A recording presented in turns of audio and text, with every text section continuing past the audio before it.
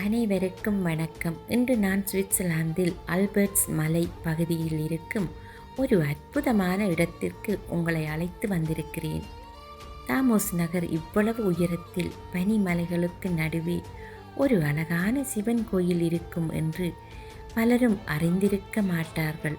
அதுதான் சோமஸ்கந்தா ஆசிரமம். இந்த கோயிலில் நுழைவாயிலில் நீங்கள் பார்ப்பது கம்பீரமான நந்தி தேவர்.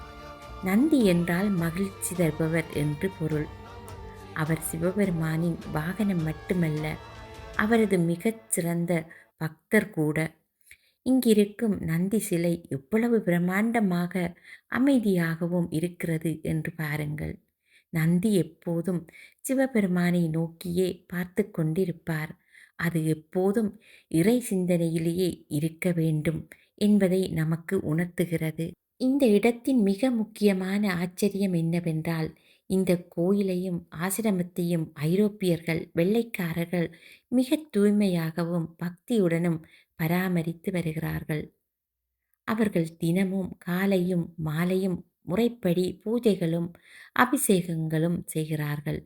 இந்த தர்மத்தின் மீது அவர்கள் கொண்டுள்ள ஈடுபாடும் இந்த மலைப்பகுதியை அவர்கள் ஆன்மீக பூமியாக மாற்றியிருக்கும் விதமும் நமக்கு பெருமையாக இருக்கிறது. இவர்கள் ஸ்கந்தாவேல் என்ற அமைப்பை சார்ந்தவர்கள். இந்த கோயில் தாமோஸ்ரீ என்ற அழகான மலை உச்சியில் அமைந்துள்ளது.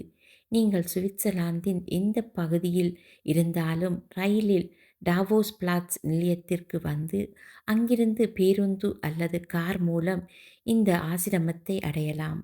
ஆனால் மலைப்பாதை என்பதால் போவதற்கு முன்பாக அவர்களின் இணையதளத்தில் நேரத்தை தெரிந்து கொண்டு போவது நல்லது.